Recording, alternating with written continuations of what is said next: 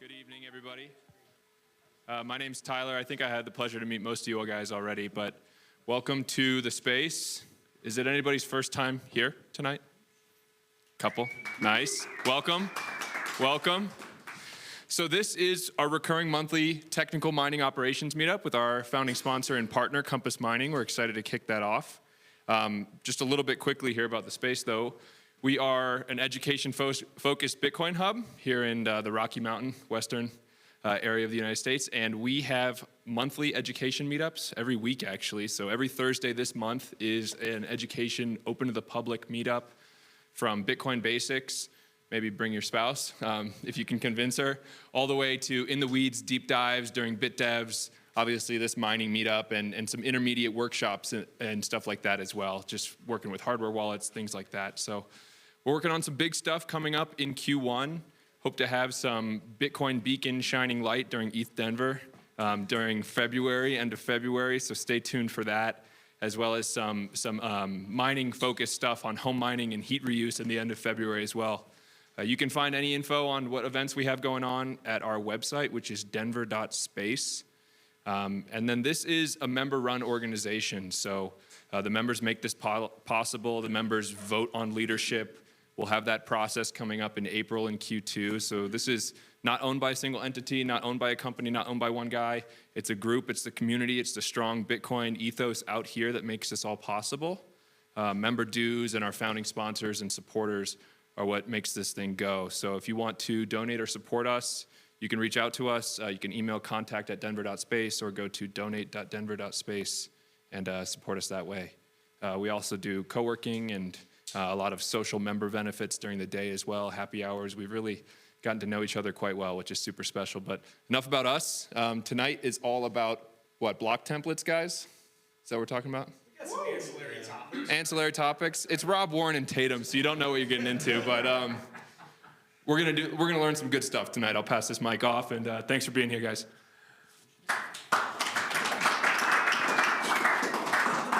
So I'm a start on time, end on time kind of guy, and we're already about 12 minutes behind schedule. I just want to touch on some housekeeping stuff, right? So we've got plenty of food and plenty of beverages. If you're empty, run out. It wouldn't hurt my feelings for you to eat a taco while we're sitting here. The food will be here when we're done. We'll have the venue for a little bit longer after we wrap up. Thank you for being here. This is our third month having this meetup. The first month was the launch. The room was packed, and it's winter in Denver, and we know that we expected like attendance to drop off. We are in a building phase because like this meetup was only able to launch because the space launched. And to look out here and to see 20 people in the audience, there's a few more people next door, is amazing. Something else I want to point out that I didn't even realize the first time that I was sitting here is there's 800 people watching online. This is being broadcast live on Twitter Spaces. Sometimes it takes a little bit for that audience to creep up, and there'll be more people at the end than there are right now. So that's impressive. You got this secondary audience. I am going to introduce my guests. We'll give them a chance to say more about themselves, but it's Rob Warren and Tatum Cave. There's two people I've actually been able to learn a lot from and get to know, and it's my pleasure that they're here as our guests. I'll click through a couple slides, and then my goal is to do less talking and give them the floor. A little bit of the agenda. We've already kind of touched the welcome and announcements. The reason we're doing technical mining operations is that the Bitcoin meetup scene across the country is vibrant. Where you guys are showing up at a Bitcoin meetup is crucial to Bitcoin adoption, but there wasn't anyone building a meetup that had served a community of folks who really knew how to plug in 1,000 miners. So the people who honestly knew the ins and outs of Bitcoin mining. So Compass Mining, we have a large warehouse, our facility, we do repairs, we do logistics, we have a large employee base in Denver, and then coupled with the space launching, this was the right place for us to be. Because I'm passionate about people working in Bitcoin mining, I like to share a couple hot mining jobs, and then we'll get into the topic. So I'll run through those. And I do think as Compass has openings, it's smart of me to put those up. we are currently hiring for a data center technician in Oklahoma. If you guys haven't seen our Oklahoma site, we're very proud of it. It's one of our operations where we're operating for another third party. We're proud of that. There's a job available. Here's a job that's available right here in Denver. This is a repair support specialist for Novomod. This is off of Indeed. You'd be able to find it there. It's pretty straightforward. So a Bitcoin mining repair specialist job right here in Denver. And this one I like. So this is Black Creek Digital. I wasn't familiar with Black Creek Digital, but down at the bottom under requirements, I think look at the requirements. It's pretty base level. A willingness to show up on time and work hard, and 2 years of experience in an IT role. The barrier to entry to working in Bitcoin mining is incredibly low. If you've got that base level of experience, there is a role for you to play. So enough of me with welcome. We are going to try to have 2 major topics. I think that these guys are actually very excited about both of the topics. So before we hop right into block template construction, for the benefit of the online audience, Rob and Tatum, because I know this group has seen you before, would you guys do a brief introduction and then let me pose a question to start the conversation? Tatum, will you go first? I'm going to give this mic to Rob. Hey, I'm Tatum Cave, also known as Tatum Turnip. I am a field deployment technician at Compass Mining, based here in Denver. Also the host of Between Two A6 and soon to be the Tatum Turnip Show. And I somehow accidentally got a passion for mining on the protocol level, so we're going to nerd out, but we're going to have fun doing it. So, love it. When's the next episode coming out? it's going to be a completely different show in Q3. This is it. This is actually. Don't forget to like and subscribe. Surprise, guys. Anyway, go ahead. Hi, everybody. My name is Robert Warren. I am woefully underqualified to be in Bitcoin, but nonetheless have been in the space since about 2017 and then working full-time in it since right around 2020, and have been working predominantly on a lot of the fiddling and experimentation and resulting education that happens when we're all kind of figuring this thing out together. And from there have worked with a number of companies in the space, have set up a mine, and have some fun stuff coming at the end of January that I can't announce yet. Why are you looking this at is me the like this? because I'm about to make a Dennis Porter announcement of the announcement that I'm David Bailey I in am this situation. announcing that I will have an announcement at the end of January. So, however, if anybody would like to pay me 3 Bitcoin, I will tell you. I will just tell you if you do that. What y'all don't know is that right after he announces it, I'm going to announce it and claim that it was mine. I really hope that I don't get in trouble for saying that. This is going to be an episode of Between Two Gentlemen, A6s. thank you for your introductions. I want to point out humbleness. The longer you're in Bitcoin, the more humble you become. And I'm a dad of 5 kids, and when Rob and I first got a chance to really get to know each other, I was blown away at the level of engagement and interaction that man has raising his family. My oldest son's 20, down to my youngest daughter's 9. I was taking parenting lessons from him, so thankful to call these gentlemen friends. Guys, I know that you're capable of engaging in this conversation on your own, so would you please help me with this question? If you're like living in the world of a Bitcoin mine, you're not the executive, you're not the chief strategy officer, you're not the CTO. If you're plugging in mines, are you paying attention to block template construction? How are you thinking about it? How does this impact anything that's going on out in the field? If you would take that simple question and then let that spur a little bit of this conversation.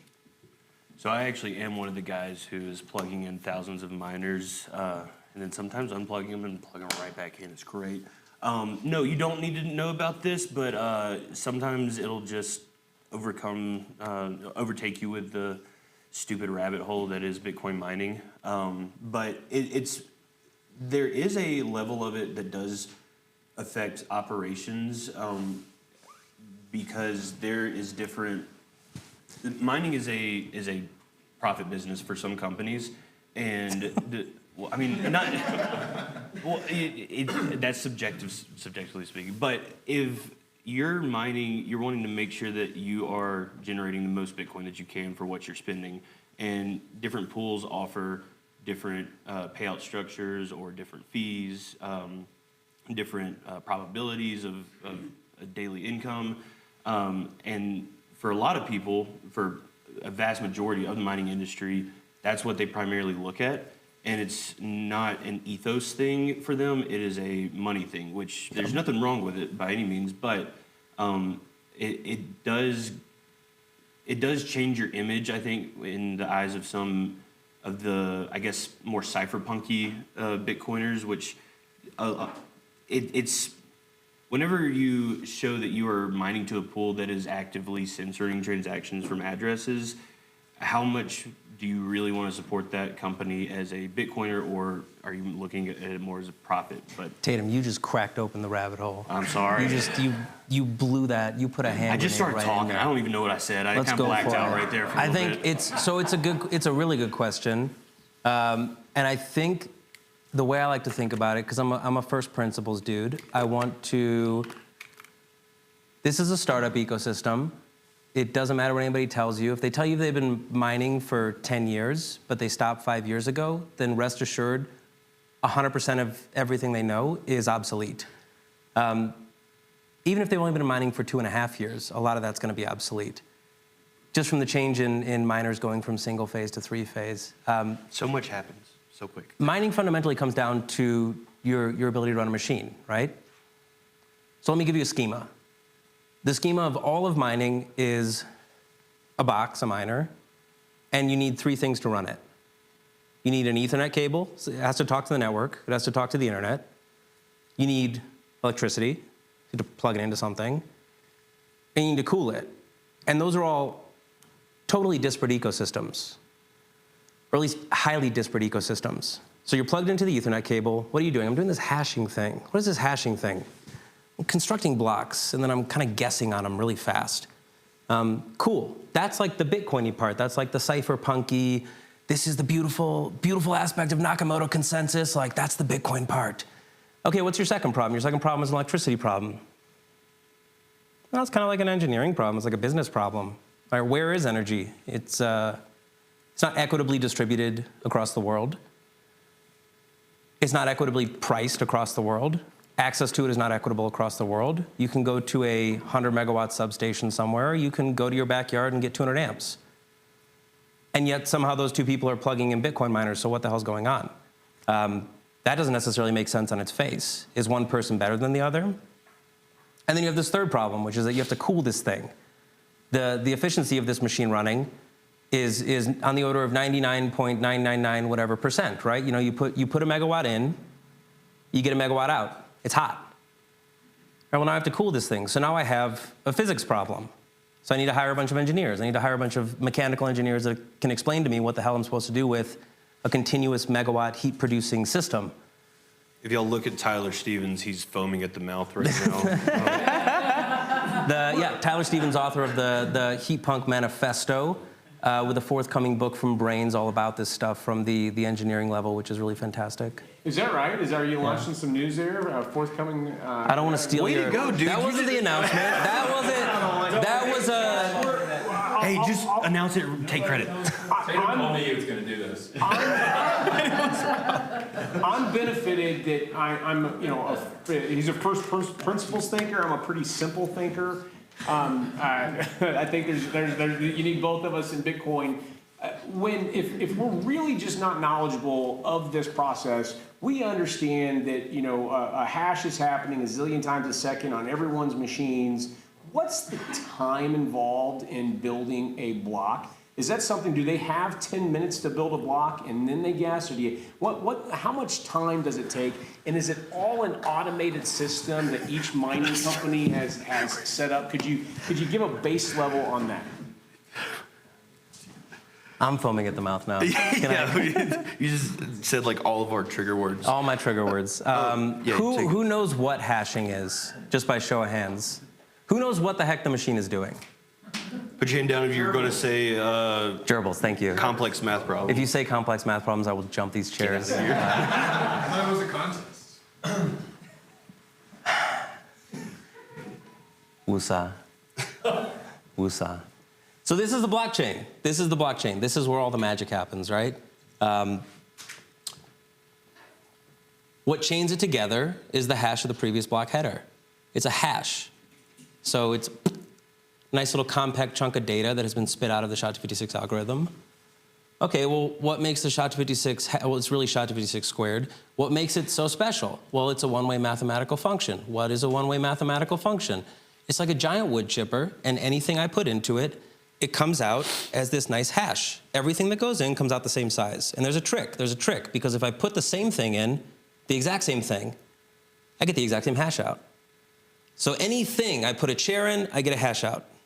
Nice little 8x8 block. I put a different chair in, well, it is different atoms, it's a different chair. I get a different block, totally different hash. Okay, well, is there a way that I could guess based on these blocks what I put into it? No. That's the magic of the hashing algorithm, that it's one-way mathematics. Okay, so that's interesting. I have like a mathematical tool where instead of putting a chair into a wood chipper, I can put data into this machine, and I can spit out something that is deterministic, which is this data goes in, this is coming out, this is the hash. But I can't do it the other way. I can't kind of unstir the coffee once I've put the milk into it. So now I fill it with data. Forget about the hash of the previous block. That's just the block before it. We can go all the way back to the first block, but just assume that we're somewhere in the middle of the blockchain, right? There's this thing, this hash of the previous block that's spit out. I take that, I go, cool, what's a Merkle root? A Merkle root is basically just kind of a deterministic summed way of taking all these transactions and tidying them up. Thank you, Ralph Merkle. I did not explain it in the book that I wrote, the Bitcoin Miners Almanac, because I didn't want to. It was too technical, to be honest with you. And I was so sick of writing this section because it was very, very difficult. But it's a summary. It's transactions that get summarized into this beautiful little Merkle root. And it gets combined with the block of the previous header with some other data. There's some additional stuff that goes in there, timestamping, versioning, whatnot. And I throw it through my SHA-256 wood chipper, and I get this beautiful hash. And I go, okay, well, now what do I do with it? Well, that solves a security problem, which is that I took this stuff, I put it in a block, and I made something that I can't go backwards on. But now I have this problem where it's really easy to do SHA-256. So if I just want to crank that wood chipper all day, I can spit out blocks every second of the day. And I can clear the mempool. I can clear all those transactions as quickly as they can get them in. And then we can be BCH and be on block 7,400,000. But we're not doing that because we have this other magical thing that's happening, which is a difficulty adjustment and the inclusion of this thing called a nonce. The protocol looks at all this hashing that's happening and says, listen, I don't want just any hash. I get it. You know what the transactions are. You're going to run them through the algorithm. That's easy. I want you to sweat a little bit. I'm going to give you, if you imagine a huge mathematical space, approximately the size of our universe. Okay. I'm going to give you a region that I want you to guess a number. Or I want you to guess in some kind of input that gives me a hash on the output that would be in that space. And we're talking on the order of like, find me a grain of sand in Earth. Like that's like the level of difficulty we're talking about. Like find me an atom in the universe kind of difficulty. Like win the Powerball 7 times in a row kind of difficulty. Like concurrently, not just like once, like 7 times in a row.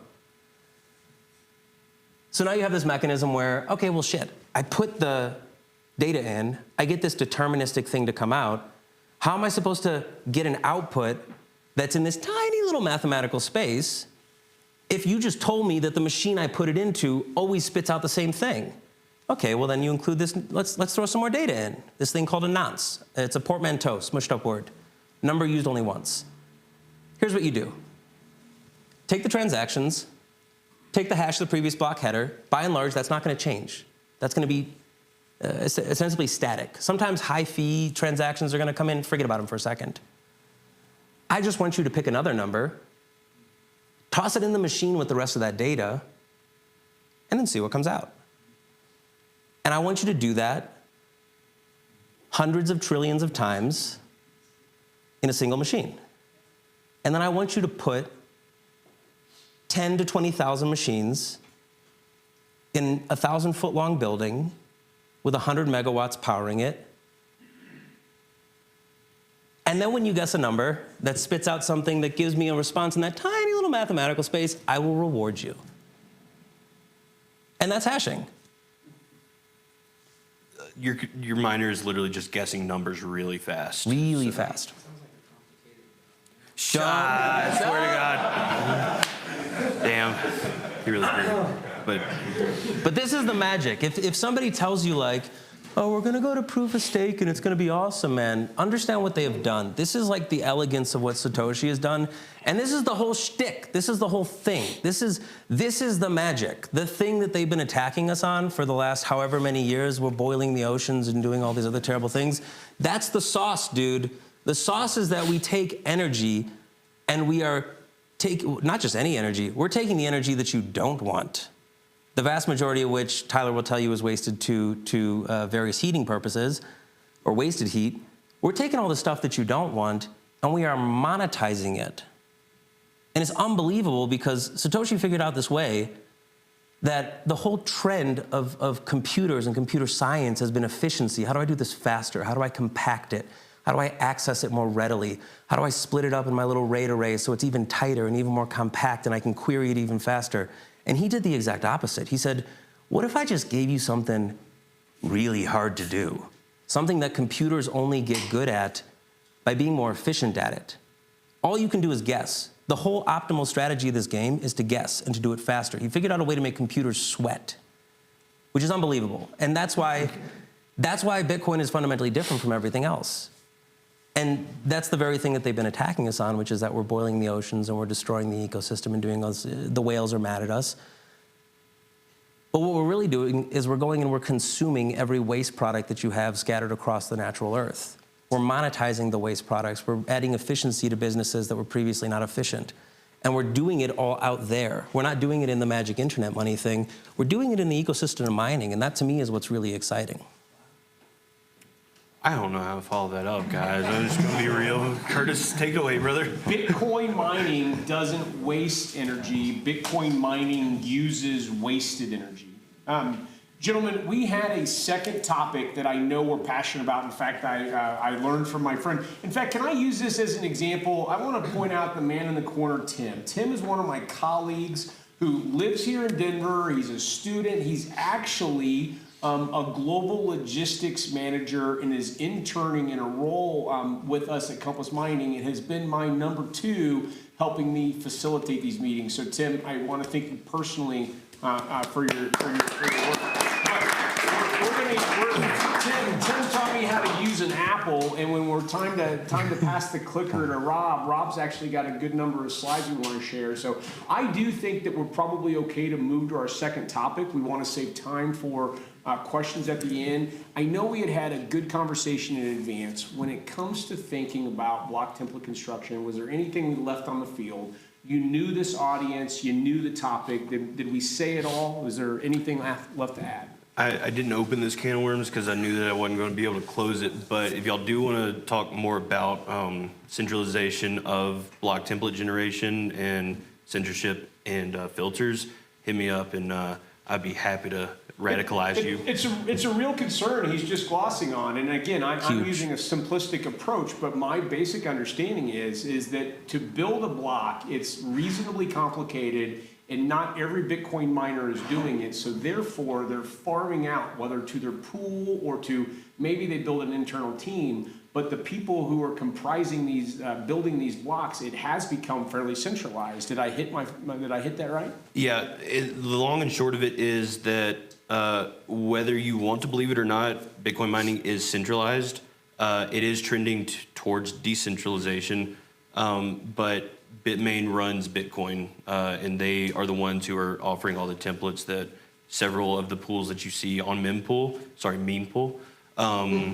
are actually hashing. So it's all white labeling. Everything in mining is white labeling.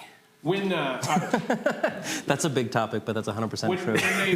When Tatum and Rob said, "Oh, you hit my hot buttons," and Rob's like, "Don't call it this." Like, you think about that boxer who goes into the ring and you can tell that he's undermatched for the guy he's about to go up to. Well, clearly we're not sparring, but it's like it's clear to me that I'm out of my league here. We did have a second topic, which I think I am a little bit more familiar with, and what I wanted to talk about, specifically, Rob mentioned his book, and I think we'll hear more about it and share more about it later. But what does the evolution of the Bitcoin mining, hardware look like? We mentioned Tyler earlier. Tyler is neck deep into a heat repurposing, and there's a lot of elements that comes to, if you're going to start reusing Bitcoin mining heat, the form factor might change. So this was an important topic to me, but as we prepared for it, these gentlemen also wanted to take the conversation a little bit more into the stark differences between different types of Bitcoin mines. So I think that given your experience in this whole conversation, that I'm fine to just let's three finger swipe, and we've got some photos. That was a good swipe. Thank you. I appreciate that. I'm a PC guy, and here I am. I still can't get over you saying he taught me how to use an Apple. That was great. What's our? Global logistics, baby. Global logistics. Yeah. I love it. What's our time before? Because we're gonna go all the way down the weeds. So we should talk for 30 minutes on this. It'll leave time for questions. If we go 20, 25 more questions, I do have a few slides at the end before we're done. So Brilliant. So that being said, every Bitcoin mine is doing the same thing, but every single Bitcoin mine is different. Shall we? Yeah, it sure is. This is where you're going to shine because you're. Well, I don't know. I thought we could kind of figure Sorry, out. I missed the cue. We'll work on it. We have 30 minutes. listen. Is this the authentically awkward podcast or guest host is in vogue. So there's Now you'll know that there wasn't it a is. character. It was all me. There we go. Okay, what kind of Bitcoin mine? This is a Bitcoin mine. What kind of Bitcoin mine is this? Raspberry Pi. You're cheating, but somebody said. Go ahead. Introduce us to this. What is All this right, well, project? What is this? What am I looking at? This is a BitX. It is a fairly new contender into the binding space. It's an open source miniature, quote unquote, lottery ticket miner, which there's some wiggle room there, but it runs off of a single ASIC. Which, The by the ASIC way, is the chip. Yeah, right? just want to clear the air because it's weird to think about this. If you hear ASIC, sometimes you'll think about the actual whole machine. I'm guilty of it too. It's actually ASICs on each board, and they're like that little tiny. So that's why we're talking about ASICs. There's a single one under there. The most recent ones are using the BM1370, which is the S21 Pro chip. So that right there will get you probably about a little over 1 terahash, which is... And a terahash is how many guesses per second? I knew you were going to ask that, and it always screws me up. But y'all know, like, mega, giga, and all that. It's... Trillion. Trillion, okay. Yeah. T-trillion. So this single chip, and it's a toy. It's for fun. You don't buy it to hit it big. You buy it because you want to learn about Bitcoin mining, and the best way to learn about Bitcoin mining, if it was 5 years ago, you would buy some S9s, and then you'd be sleeping on the couch. Today, you can purchase a BitX, and a BitX can live on your desk, and it can mine. It mines Bitcoin. It does over 1 trillion guesses per second. If you want to see a real one, there's when we leave, I just remember. Just in the other room. Yeah, we have one like running over there. Does this consume a ton of electricity? No. Does this produce a ton of money? No. Am I ever going to unplug it? No. No, because it's fun, because it's ideological. This is an entirely legitimate way to mine, and there's a whole subset of people who are doing this in the open source community. Scott and the BitX project have produced all variations of this, all kinds of iterations. They do them with many chips, they do them with few chips, but it's a learning experience. And what's very cool about this is there's a lot of stuff coming out of the woodwork, coming through people just collaborating and figuring out, what happens if I do it with 5 chips? How would I have to cool it then? Incidentally, you wind up just literally recreating the S9. But that being said, I think you should, while this is a quote-unquote toy or a lottery miner, you shouldn't discount what they're doing as far as contributions to the open source space, and you shouldn't discount what they're doing when it comes to contributions to things like various form factors for home heating, because that's an upswell part of the Bitcoin mining space that has been slowly developing, but developing nonetheless. And one of the big limitations is that they don't have the sort of open source tools to use until they have this project. So if you're going to see a lot of groundswell, all of a sudden we're using, Bitcoin baseboard heaters, which Canaan just announced, by the way, 800 watts, 23.1 joules per terahash. Yeah, but 36. Pardon me? Noise. 35 to 55 decibels, if I'm recalling. Wait, is it 36 joules a terahash? So not terrifically, and it can run on 110 or 220, which is interesting. Why am I shilling Canaan right now? Okay. It's like $900 on a pre-sale, but it's the first publicly traded company that's actually doing a heating deployment that is not like cypherpunked together, is not some modified other version of a machine, or is not something like a Heatbit, which we have on the other side of the room.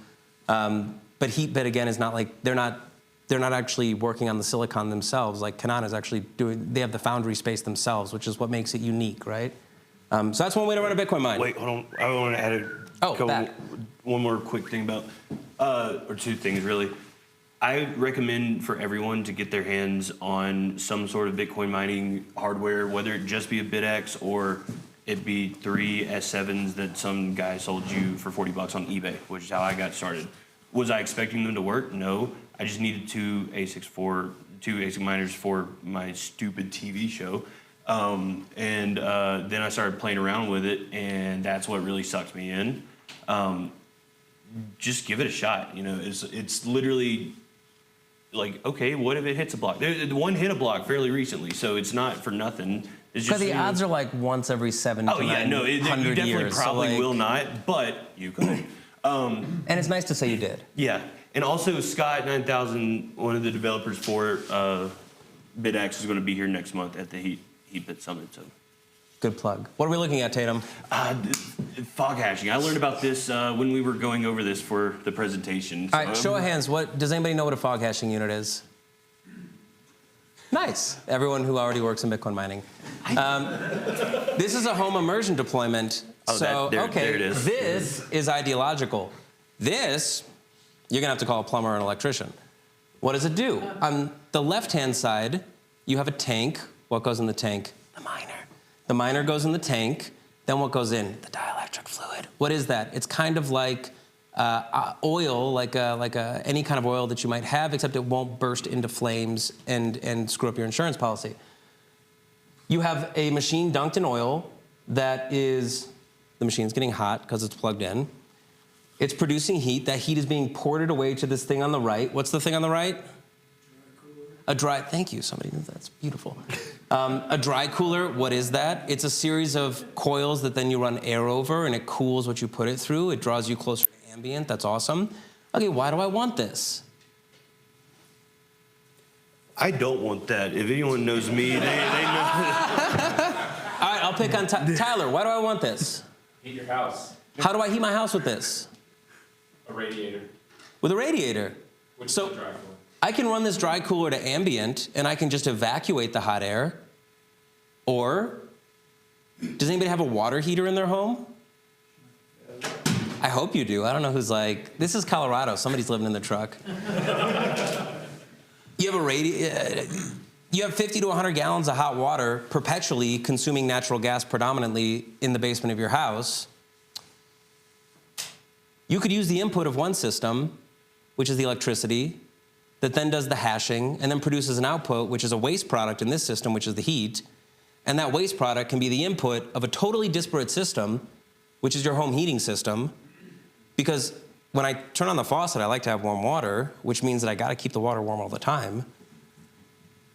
This is a deployment of a home version of something that adds utility. So here's another set of questions. Do I really care about making this thing as unbelievably efficient as possible? Do I have to buy a $10,000, the newest machine? No. Not really. And the reason I don't is because my waste product is recapturing costs on something that is already a sunk cost to me. I'm gonna pay my utility bill every month because I like having hot water. And because I was gonna do that anyway, I now have this offset situation where yeah, I'm consuming more electricity, but then I am making money because of the value of the work the machine is doing, the hashing. And now my waste product has some kind of monetary value that is adding a negative number to this $100, $200 that I'm spending on my utilities anyway. You're Now giving the game has yourself a changed. discount. You're giving yourself a discount. Does it scale? It does. Yes and no. I hate immersion, dude. Stop asking me about it. So But- typical limit is going to be your panel, right? 200 amp panel. You also would like to do laundry periodically, and there's stuff that needs 220. You're going to fill up your panel. Short of you pulling another panel to run miners on, a couple miners is a lot of heat. You probably don't need all that heat. If you're using it efficiently, you could heat a decent sized house with 2 or 3 well-positioned, well-run miners. We're not talking about 20 miners. That's an unbelievable amount. There was a guy a number of years ago who was heating his pool in the back and had all these tanks set up in his garage. And he was showing photos of it in the winter and through the summer, but in the winter it was more interesting because he would go outside and his multi-thousand-gallon pool in his backyard was at hot tub temperatures perpetually. And he had half a panel's worth of machines. It was 10 machines. It was not 50 machines. Also, for reference, I did an experiment with a single S9 run fully stock. I went to on vacation and left it running in the middle of my 900 square foot condo in the middle of my office that had 2-sided open doors. We came back and it was 89 degrees in the entire apartment.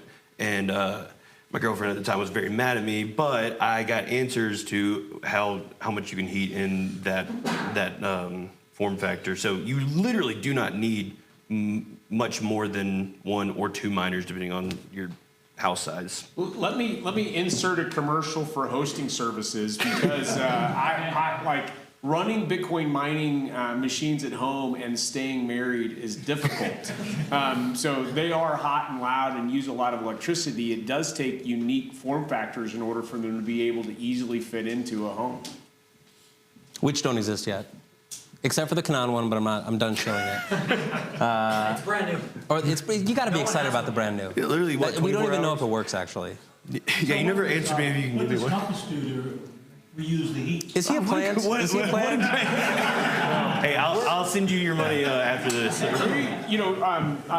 Shannon Squires, our chief mining officer, is in the audience, and I didn't need a Compass commercial, but we are trying to be a part of some international projects where the cities are directly connected to heat repurposing. They need heat to heat their entire community. So there are projects growing internationally, but as of now, at scale, we're not currently doing any heat repurposing. It's a massive passion of mine. In fact, I'm very excited for February 21st in this exact building. There's going to be a summit built around that. It's called Heat Punk, and I'm very excited for that. So the other question I had is, when your apartment reaches 89 degrees, what do? Turn your miner off? Yeah, and That's then a you good just question. turn all the fans on, leave the doors open, and just listen to someone yell at you for. What I'm just saying is though, if one of your purposes is to be a bit miner, Yes. house is hot, I gotta turn it off. So that's, The guy sitting right in front of you has the forthcoming book from Brains precisely on this topic. Yeah. And a lot of this is the actual utilization factor. Because you don't use your furnace all the time. You're playing into the actual way in which the finances work. Does it make sense monetarily? And So- the short answer, I don't want to take Please. much time, is they're computers, so you can control them with Sure. high precision. clock them faster, slower, Yeah. but still, Precisely. when you clock them slower, you're not. Yeah, you're going to adjust making your less. efficiency That's what your goal and is. hash rate. Precisely. Yeah, exactly. Precisely. Every Bitcoin miner has their own strategy. No two are created equal. You just segued it back. You are a plant. I love that. That was great. Who has heard by show of hands of gridless compute? All the miners. And a few more. Okay, where do they operate? They're in Africa, and it's actually really, really interesting how the company came to be, because when I first heard someone mention Bitcoin mining in Africa, I immediately defaulted to preying on a bad infrastructure and trying to poach cheap energy. Who's taking a bat? Yeah. But I was extremely wrong. The way that some of these developing countries work is that their power infrastructure is virtually none. And a lot of Africa, their main power source is a diesel generator on the back of every house, which is like top 2 worst ways to power your house, and it's not 2.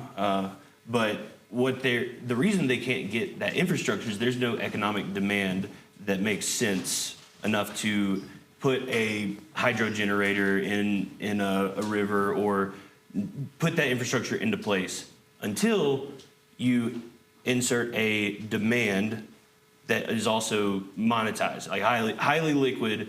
And so you create a mining farm in Africa where there's no very little electricity. Well, that's bringing that economic need and demand to put those systems in place to actually provide that power. And so everyone wins, whether they know it or not, because of Bitcoin mining. That's really well said. And so the one thing I'll add to this, so Gridless Compute, started by a guy named Eric Hersman. His handle on Twitter is White African. He's an African by birth. And guess what? He's white. And he's, hey, accurate marketing on the Twitter handle. One of the nicest dudes you'll meet in your entire life. He's an interview in the book, and he said something really interesting to me when we were talking about this. And he goes, listen, here's the deal. Exactly as Tatum explained. Anytime you're going to try to get power generation to some remote village in some place in Africa, and there's a lot of rivers, not as many navigable rivers, which is like a very different historical problem, but there's lots of rivers, so there's the opportunity to put hydro in. You have this chicken or the egg situation where people are they go to an NGO or they go to like a large funding entity. They go to a large international bank or something like this, and they say, hey, we're going to put together this project, and we're going to put 5 megawatts on this river, and it's going to help this community. It's going to be wonderful. And then they go, okay, great. Well, we like the idea, but I need you to give me the projections for what the demand side of this equation is going to look like. And so the person who's proposing this project goes, oh, like people don't even have light bulbs in their houses. Like, what are you talking? Like, how am I supposed to? So then they start this like very elegant game of BSing to each other about how once you give me all the money and I'm able to install this generation, then it's sort of like a Field of Dreams situation. If you build it, they will come, and then they will go from the bicycle to the electric scooter, and the cell phones will be charged, and they'll start an internet cafe. And essentially what Eric detailed is that this is all kind of BS. Like, it's kind of fluffy BS, and then everybody does it till closing, and then they build the project, and it just never, the demand never happens. It never happens. Why? Because your consumers don't have any money. What are they going to buy to plug in? There's nothing to plug in. Like, there's no money. There's nothing there from the beginning. So what they do is they short circuit. They say, here's the deal. We can now go partner with these infrastructure projects, and when they look at us and they go, oh, well, you're going to build 5 megawatts. How many megawatts are you going to be using as soon as we commission? Eric looks at them and goes, 5. They go, how are you going to do that? Go, well, we're going to throw some computers, WhatsMiner Maximus, into a container, and we are going to consume all that energy. And there's this great thing, Starlink, that's my Ethernet connection. I'm going to consume all your electricity. Well, what's going to happen when the townspeople want to plug in? You know what we're going to do? We're going to turn off. And so that's what they do. They serve essentially as a base load for this new resource that's in this community. They entirely change the cost recapture, the financing structure for these projects, and they do it in such a way where on day one, I actually need to hire some guys. Because I need somebody to work on the site. I need somebody who can master these machines. And then once it starts making money, now I have the capital to actually start running lines to people's houses so that they can plug the thing in, they can get the light bulbs, so that they can get the ports to plug in the cell phones and the charging. They're not having to do it in the town square. So it's a fundamentally different way of doing development where you are taking the demand to the project and you're now pushing out these NGOs in many cases, and you can do these projects with private money without all the strings attached and all the BSing of, like, as Tatum mentioned at the beginning, the risk of it looking like this project where you're simply going to go to a developing nation and rob them of their resources by some shady contracting, that's all of a sudden gone. You're working with oftentimes local money, which is what Eric has been doing. Before we move on, because I'm passionate about this, I want to share a couple other layers of information You heard earlier Rob mention that Bitcoin miner needed three things. It needed data, it needed electricity, it needed cooling. The reason that Eric, the founder of Gridless, with the name The White African, the way that he was able to, enter into this market is that he built a massive cell phone network in Africa. I mean, like the whole continent, okay? So here in the United States, we had a landline system that was laid well and worked great. So we were late innovators in cell phone networks, but the continent of Africa did not have that landline network, and it actually built out exponentially faster. The African economy works off of a cell phone much differently than the US. So Eric, who pioneered this company, had previously built data systems across the continent and then recognized the gap, that there was data, but there was no electricity. And my last thing on this is that, can you imagine not having a light bulb, right? Could you imagine your child can't read at night because there's not a light bulb? Or what if you couldn't store food for a week, right? Because you didn't have a refrigerator. Bitcoin really can solve global energy poverty. And just like it takes Tyler and a team building for heat repurposing, it takes Eric and a team solving for energy poverty. So I'm so glad that you had this today. Beautifully said.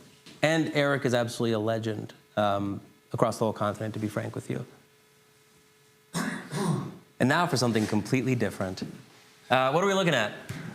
We're looking at We're looking at the big boy. We're looking at Riot. 200 megawatts. That's actually 400 megawatts. 400 megawatts. What does that break down to? How many machines how many JPros?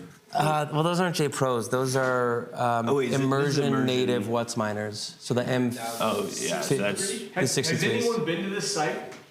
Like, it's a proud moment of mine to have taken a selfie in front of that substation when you got grown men taking pictures of With themselves infrastructure. with electrical infrastructure. Now you know you're onto something. If you're connected with anyone on LinkedIn who's into Bitcoin mining, you have probably seen them on the same background as every other person you're connected with, and it's that facility right there. So This is the largest known single site Bitcoin mine on Earth. I say known because, like, let's be honest, there's something in China that's bigger. we don't talk. Allegedly. Is it currently or it's gonna be? Very good question. There it Will is. be, because the substation is either 1.2 or 1.4 gigawatts. I think 1.2 because I think it gets you to one effective. But there's a lot of stuff that happens between the substation and the actual machines. So what are we looking at? We're looking at tens of thousands of machines in multi-100-foot buildings. Inside of these buildings are rows of tanks. Those tanks contain machines. They have a different form factor from the ones you see on the top left because they're meant to be stuck in oil. They live in tanks that are serviced by 2.5 megawatt transformers. There's typically 40 of them per every 100 megawatt stretch of building. So multiply it by 4 and you have the number of 2.5 megawatt transformers that are feeding into this building. You have a very different infrastructure setup. So you have not only the tanks, but much like the fog hashing one, okay, let me go backwards. I have a thing in oil and I have a heat exchanger. This is the exact same thing. The only difference is now I'm using industrial scale pumps. I'm moving a lot more liquid and I'm using a lot more electricity. The fog hashing one is single phase, which is how I'm getting power and breaking it down to my house. If you're looking at, I need to stop going back and forth. You guys get it. These machines in here are consuming electricity 3-phase, which has some interesting pros to it that we won't get into. So it's huge. It's solving the physics problem, which is how do I consume hundreds of megawatts of electricity and evacuate it? That's happening through those rows of dry coolers that you see on the outside. Same as the fog hashing dry cooler. The only difference is that this is sized to be in excess of 2.5 megawatts. So it's an immense, immense amount. We won't go into, these are actually plate exchanger based too, so they're also two double loop systems. But we're not getting into that. Water? But I had to tell Shannon. It goes oil to water through a brazed plate exchanger, and then the water goes through there. There's a number of reasons you would want to do that, because now when we're at this scale, we are talking about things like series and parallel risks. So what are your failure risks across various systems? And so you're always playing this game of, okay, well, I have hundreds of dry coolers. Great. How many manufacturers do I have? Great. What is their warranty setup like? Shit. What happens when it gets below freezing and sits there for a little too long and you haven't glycolated your water properly? Uh-oh. You're now playing a very different game where you're working with multinationals because these are like the Gunthers of the world, people that are producing these enormous infrastructures that are used all across the world. At any large infrastructure site that you would go to, you will find this sort of stuff. We just happen to be the weirdos that show up and go, can I have 50 of them? Can I have 100 of them? Can you like drop 20 at my site continuously for the next 8 months? We do that. And then we have, outside of the physics problem, the energy problem, the business problem. How do you buy energy at this site? Wholesale. Who do I buy it from? ERCOT, baby. Yeah, there it is. The Electricity Reliability Council of Texas. I want to be honest, I've always forgotten what it stands for. Yeah, baby. Yeah. ERCOT, you're buying from ERCOT. You are plugged into, if you want to know what the price of electricity is in Texas right now, you go to ERCOT's website, you're going to find it. So what's so interesting about what mega miners do? Wait, before you go further, could you explain why ERCOT is specifically different from why Bitcoin miners are drawn to Texas? Does that have to do with ERCOT? Good What is question. ERCOT? Yeah. So electricity, functionally, there are something like 3 grids in the US. Managerially, it's in the teens. And these are subdivided into RTOs or ISOs, which are regional transmission organizations, independent system operators. And these are essentially these like quasi-governmental operational structures that are these amalgamations of, there are these blends of public-private entities that are providing electricity. They're doing everything from the generation of the electricity. So that's your various sources of electricity. So it's your nuclear sites, all of your thermal plants, your natural gas, your coal plants, your peaker plants, everything, your wind, your solar. That all is kind of broken down into dispatchable and non-dispatchable, which basically means, can I call it and ask it to give me more electricity? A solar plant, no. A wind plant, no. I can't call a wind farm. It's here or it's not. That is blended in with all sorts of federal incentives and structures around pricing that give certain kinds of things priority, even though they're not really supposed to, because you're supposed to be able to all access the market because it's a commodity. So fundamentally, you have these regions, these quasi-governmental regions that aggregate in very bizarre and difficult to navigate ways that I'm sure you've never experienced participating in these large-scale mines, where in some of them, it's very hard to get access to huge quantities of electricity. And it could be because somebody's on a board and they don't like mining. It gets kind of governmentally and locally very, very quick. But when you look at ERCOT, things are done a little bit different, where they have allowed the price of electricity to be a free-floating market. For every grid that you have, you're going to have a grid operator, and their mandate is basically to, as best as they can, ensure that people are able to get the most reliable energy continuously at the most effective rate. So they're constantly playing this game of, all these people want to generate electricity on my grid. I have to deal with all these interconnects and all these nodes to get electricity to people when they need it at the right times. And you can price it through various mechanisms and slice it and dice it in all kinds of ways. But Texas is one of the few places where it is very much a Wild West. And you can see the price of electricity continuously and participate in it in a very different way. So what that means for Bitcoin miners is that if I want to go get 100 megawatts and I'm looking to go get in a certain region, I want to go work with a large generator, I'm going to have to go through all these hoops and do all this jumping and this back and this forth, and I might get it done, but it could be extremely painful for me to go to Montana and get like 20 megawatts of hydro, right? It could be extremely painful, and I might need to like put somebody's cousin on the board of my company or something like this, right? When you go to Texas, because you know that you can participate, you have to pay, obviously, a certain amount to be able to get access to these things, which is just to be on the grid. But you can consume the electricity at a free-floating market rate. So you always know what the price of electricity is. So throughout the course of the day, and there's a megawatt cap, I think it's currently $5,000 per megawatt in ERCOT, intermittently, 5 times a year, 6 times a year, the price of electricity will go absolutely bonkers, and that means everybody's shutting off because they can see the price of electricity, and so they know their break even. early in the mornings at certain times of day when they're not high demand times. These guys are basically playing the markets. They're saying, what's the current price of electricity? What's the break even on our machines? Do I have some weather coming in? What's my service look like in my various parts of my mine? They're playing the markets. They're playing a very different game. And it gets even more complicated when you start buying large hedges. Because if you're an options trader and you're trading electricity, it is not often the case that you can take delivery of an options trade that goes south. But Megamines and ERCOT have this very bizarre phenomena, this very bizarre capability, where they can make multi-hundred megawatt electricity trades and take delivery. Do you remember when the price of nat gas was like going south and everybody became a nat gas trader, but they didn't realize that the options were actually physically settled?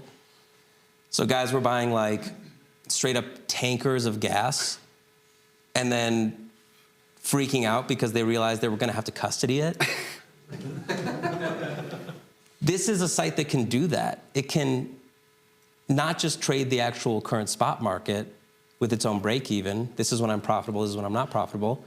But it can now trade financial derivatives where it provides its own downside risk because it can consume it if a trade goes south against it. Which, if that's not like absolutely That's called an infinite money glitch, baby. If that's not mind-bending to you, I don't know what is. It's like one of the most insane things about these sites. Guys, we're close on time. We have and- 30 more slides, by the way. And we're not going to get through them. Before we move off of Riot, I'm very concerned about local jobs. And what Rob mentioned earlier about, the difficulty of, well, I need to buy 50 of those. This company that built this mine, they needed a large amount of electrical switchgear and components, and their solution was their vendor who was supplying them kept selling to other customers, and they said, that's not gonna work. They acquired that company. That is a local Denver company that is employing people building hardware, electrical infrastructure hardware to go into this mine. Bitcoin mining creates jobs. Guys, I know you have more slides. We do want to save time. Let's do for some questions, yeah. So I think that, and then I do have a couple things at the end as well. So how about we try to stand for a couple questions? If we take a question, will you try to repeat it for the online audience since you've got 100%. those microphones? And again, thank you to Twitter and to the space for the live stream. It's amazing to know that, last time there were 800 people watching. So questions from the audience before we get towards wrapping up? Yeah, I think most of us are small miners, so this is interesting, but it's not really helpful. And so. I'm hurt. Damn. I'm hurt. I mean, I'm not gonna, it's not what I'm doing. But I'd like to understand more from a mining operation if I have 5, 10, 20, 24 machines. Economically, you started mentioning pools, but something you said earlier, it's just one pool, everything else is just sub-branded, How do I navigate that space? So do you have 5, 10, 20, 25 machines? Not yet, but I'm planning on. Where are you gonna put them? We got all the natural gas you can I have- stand. What county are you in? Well, I have a stranded natural gas, and it's a small. Are we? We're not gonna break hearts right out the... Depends what county you're in. There's a great company, Upstream Data, that does work in the space. Caruso, which is substantially larger, but they're not gonna pick up your phone calls. When you started talking about maybe just get a couple of mining machines and play with them and learn how to operate in all these pools and which ones are the best ones. You're gonna be like woefully disappointed once you, especially if you're planning on doing natural gas. The thing you're gonna find out if you're doing mining off of natural gas is that the most important thing is your oil field services company, not anything else. Because most people can't run a gen set, and if you're not running a gen, you're not making money. So it's substantially more important that you have guys that can handle the services side of things. Even relative to the containerized side, because you can parse and slice it any way that you want. You're gonna need a container, right? Let's pretend that we're on a well somewhere. You already know what your production schedule is gonna look like. You're gonna size your engine to it. You're gonna have to figure out what the duty cycle of the engine is. That's not a Bitcoin problem. You're gonna buy Starlink. You're gonna be stuck once you know the MCF of that well. 12 MCF is gonna get you about approximately 50 kilowatts, right? So that's like a small block Chevy, like a V8. That's not a lot of machines. It's not a lot of machines. Well, I'm hoping to get like 30 MCF, but I gotta go through and do some measurements and find out the quality of the gas. and all So that. that's- I'll add some context. I'm out in the field, and one of the things that I would say is that although Bitcoin mining is hard, in fact, Shannon wrote an article for Mining Disrupt that it wasn't meant to be hard, but it effing is, right? Although Bitcoin mining, it's not that difficult. If you're already an oil and gas producer, you can do this. This is entirely inside of your skill set to turn your resources into Bitcoin. So I really encourage. There's Shannon. Did you have a question or additional context to him? No, it's just that the concept of like we guys talked about the block templates, right? We found out that all the people are essentially white labeling block tickets. So all the pools you look at, you got J pool and you got Brains and you got F2. Ocean now, F2 pool, Ant pool, I don't know, Luxor sells a pool, Foundry has a pool, Marathon has a pool. There's a bunch of pool options, right? Almost all of them, except for one again, which is how it was before, use the exact same payout method.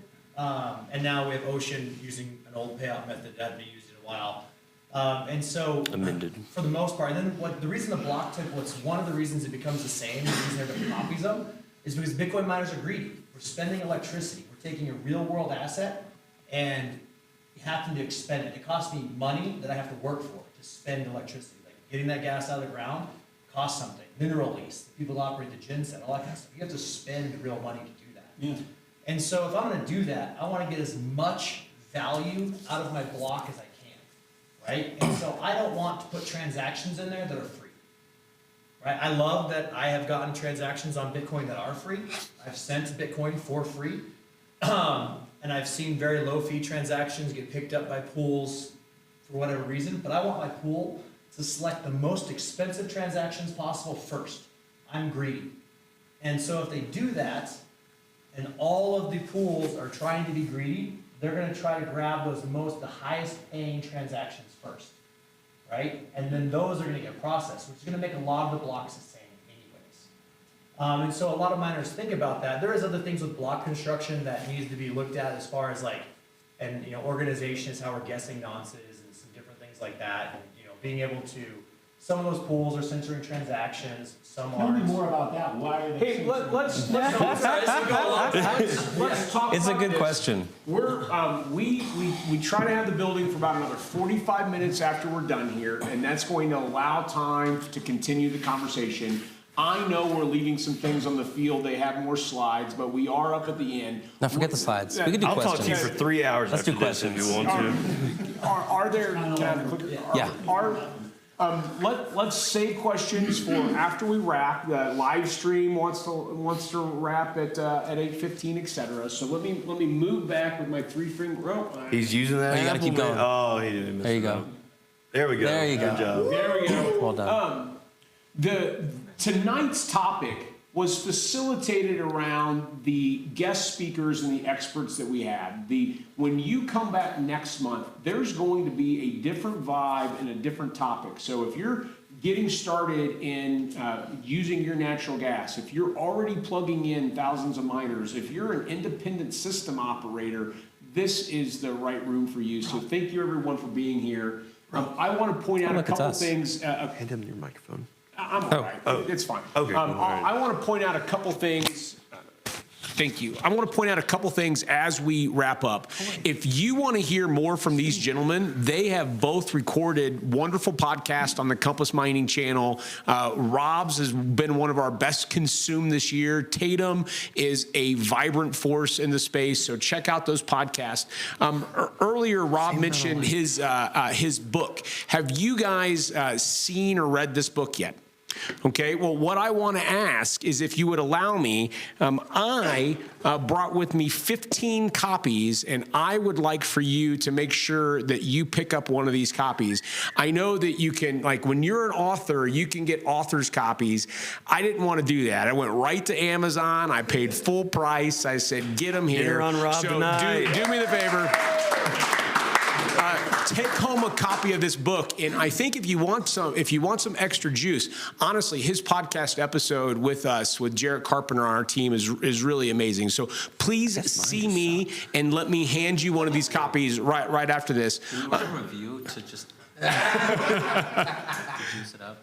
So, yeah, I'm moving through my slides a little bit. I also want to thank the caterers. So they are a local Denver company doing catering. The gentleman's already left the food, got it packed. Let's have some extras, but you can grab that information right there. Thank you to Easy Entrees for this. And then I have one last thing in my little goodie bag. Have you guys seen this card game, Shamory? Okay, this is a game designed to teach you or your friends or family about Bitcoin mining. We also had them on our podcast. We're giving these away free to our customers. All they have to do is enter the code and they get one. I brought 5 copies of these, and if you're interested in learning more about Bitcoin mining, this is a lot of fun, and I hope that you'll take one of these home from me as well. So I also interviewed him. I just want to throw that out there.